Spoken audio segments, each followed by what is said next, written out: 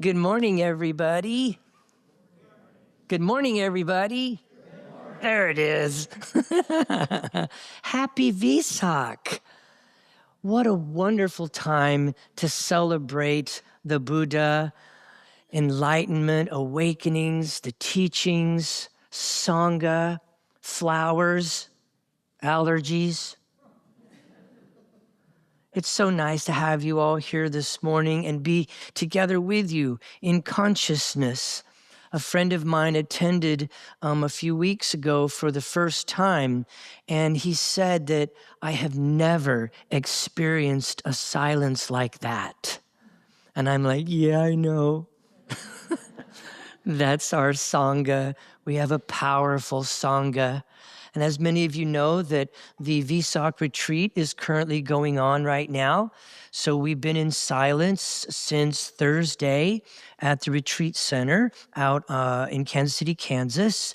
And this morning, we all sat for meditation. And while their eyes were closed, I kind of snuck out the back door.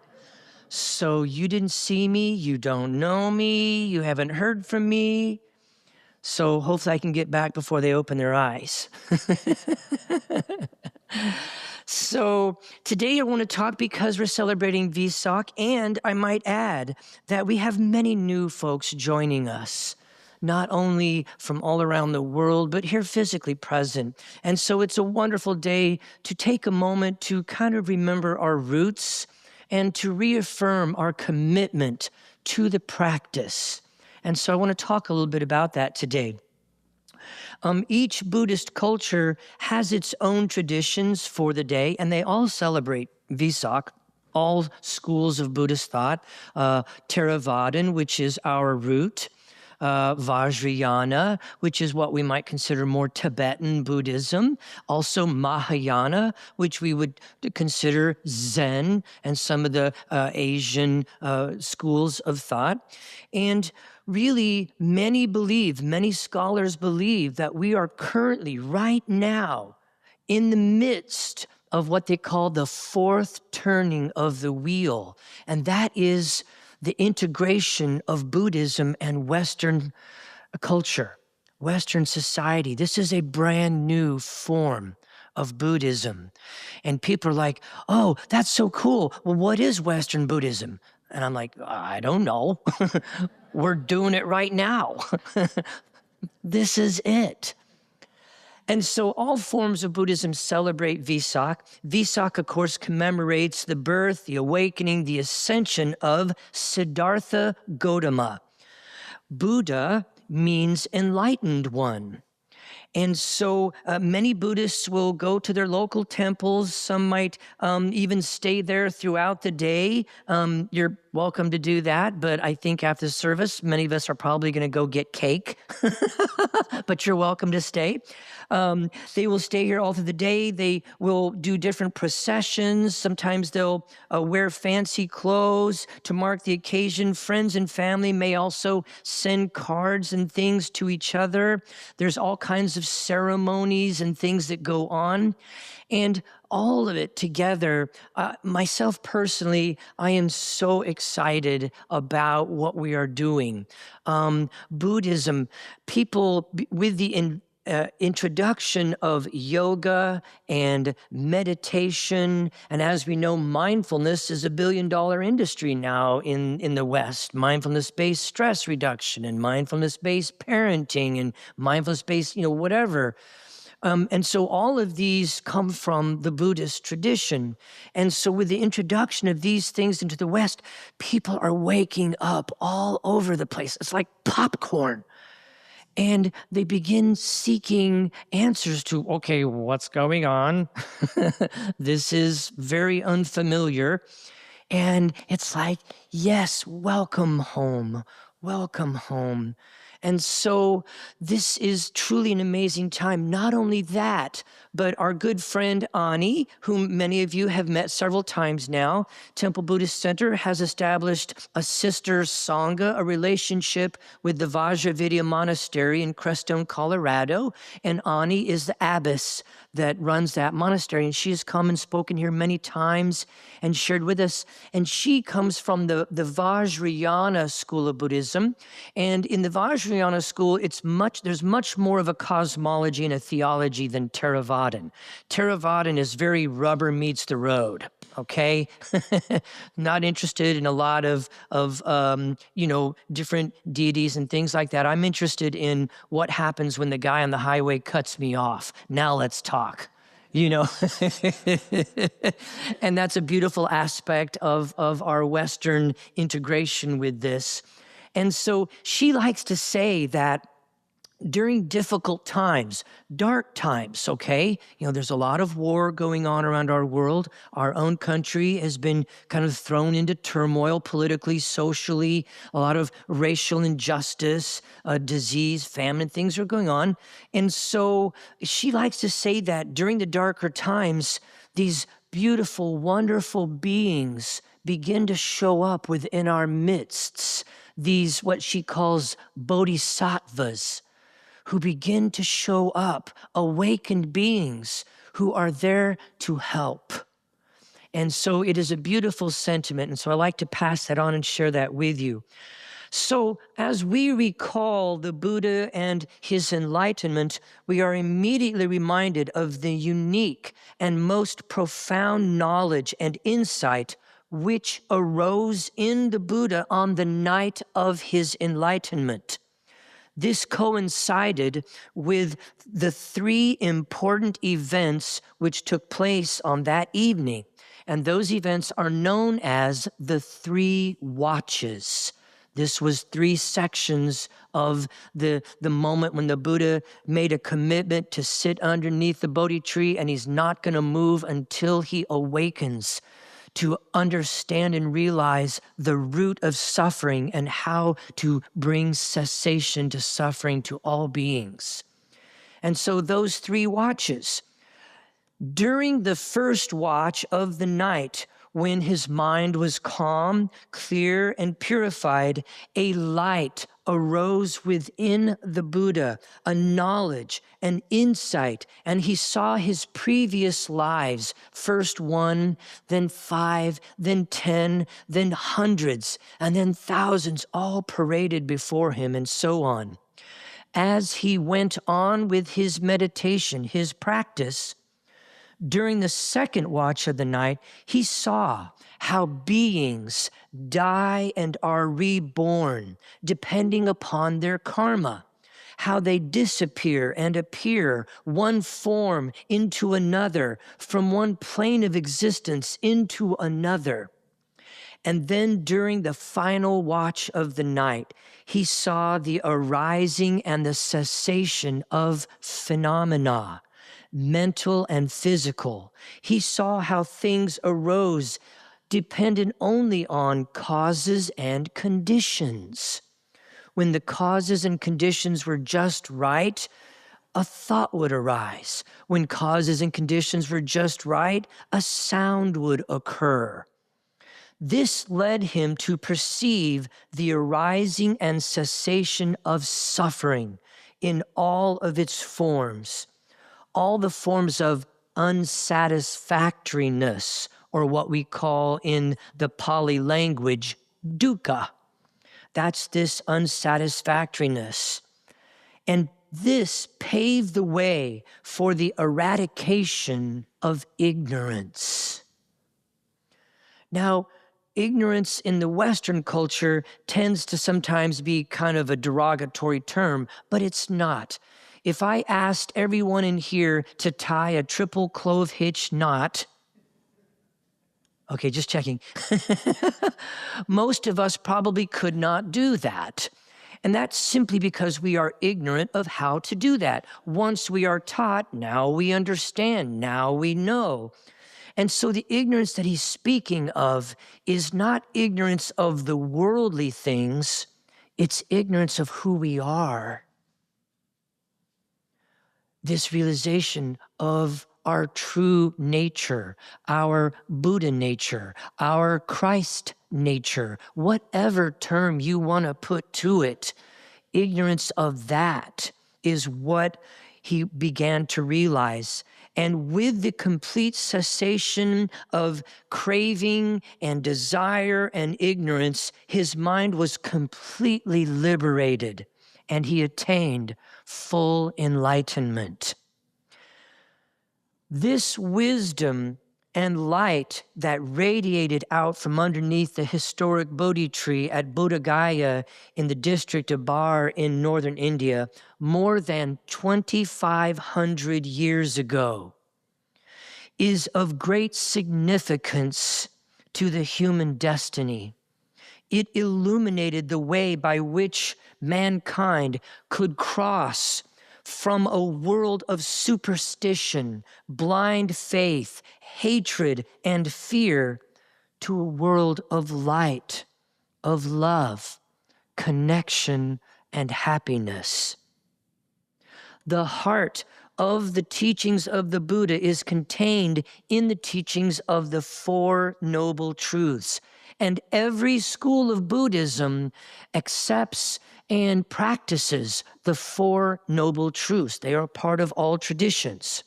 So let's one more time take a look at those briefly. The first noble truth is the noble truth that life is dukkha. In other words, there is a suffering or an unsatisfactory quality to life.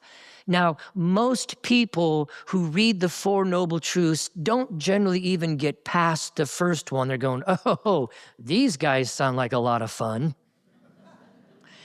And what I want to make sure that I emphasize is that the first noble truth, that life is dukkha or has an unsatisfactory quality, is not a mandate. It is an, it is an observation, which leads us to the second noble truth, that the origin of this suffering or the cause of this suffering is craving. As human beings, we attach like a bulldog. We attach to a belief, to a role, to our job, to a thing. Mocha frappuccino. So we crave, right? That is the origin of this suffering because it is in our nature to do so. And then the third noble truth is that there is an end of this suffering or an end to this cessation or a cessation of this suffering. And that is the fourth noble truth. The path which leads to the cessation of suffering, which we all know to be the Eightfold Noble Path. Wise livelihood, wise understanding, wise view, wise speech, wise mindfulness, wise meditation, all these things, these are the Eightfold Noble Path. And so when you look at it, the Buddha was known as the great doctor because when you look at the Four Noble Truths, they're just like a doctor's visit. You run to the doctor, doctor, it hurts, everything's going to hell in a handbasket. So there are the symptoms, right? Life is suffering. There's an unsatisfactory quality. There's the symptoms. And then the doctor provides the diagnosis. Oh, I see what's wrong. You have attached to the worldly. You have attached to what you think is going to make you happy. And it's been an illusion all along. So there's the diagnosis. And then the doctor says, and here is the prognosis. There is a way out. There is a course, a direction that we can take. And then the fourth noble truth, the Eightfold Noble Path, is the prescription. So it's very practical. It's very pragmatic. Sometimes people are kind of like, yeah, there's just it's very pragmatic. There's no magic. But I'm like, yet isn't there?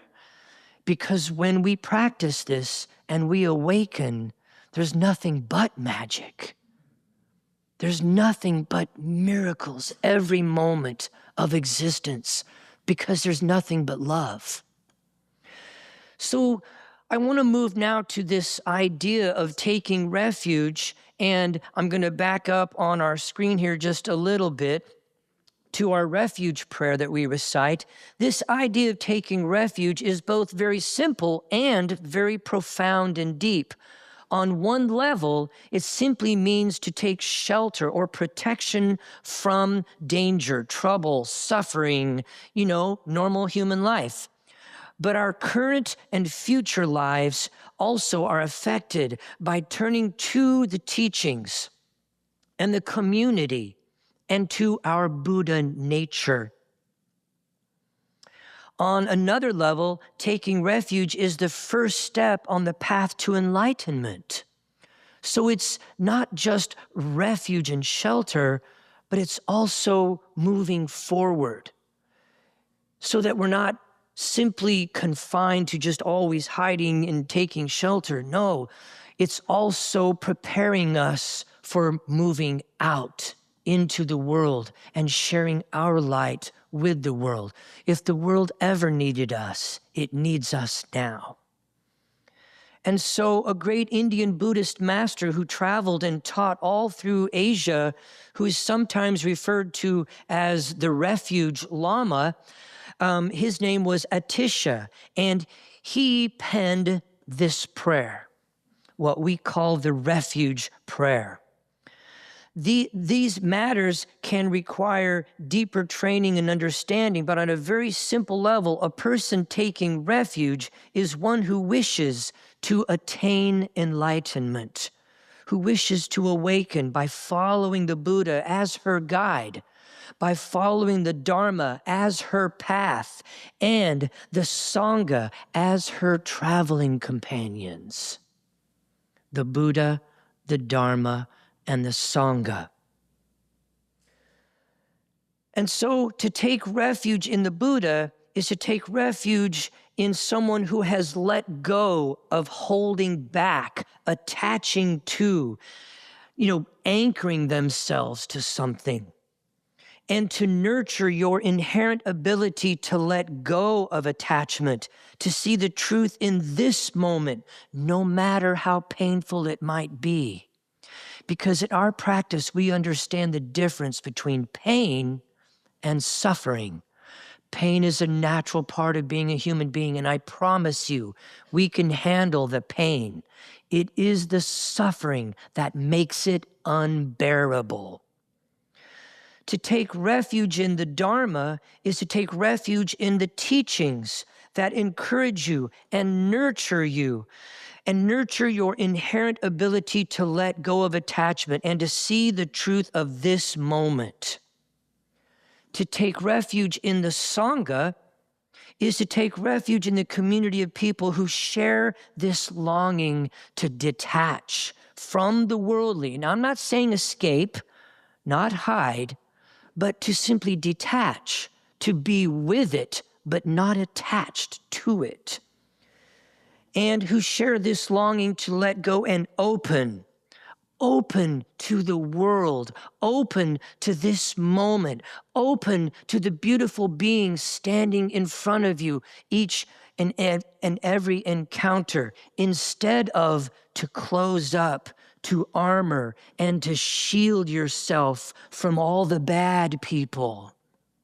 In our practice, good and bad don't even exist. There is unconscious. There is only love and a call for love. To quote A Course in Miracles, the book. This is also held in the Buddhist teachings. And so the support that we give each other as practitioners is not the usual samsara being the wheel of birth, death, birth, death, birth, death, birth, death, until you get it. The universe loves you and is very patient. You can continue going through and through and through and through until you get it. I'll just wait right here for you. And so, as practitioners, the support we give each other is not that same where we team together and complain about all the bad people and we rally the troops against perception and how we perceive them and they and the enemy. It's not like that.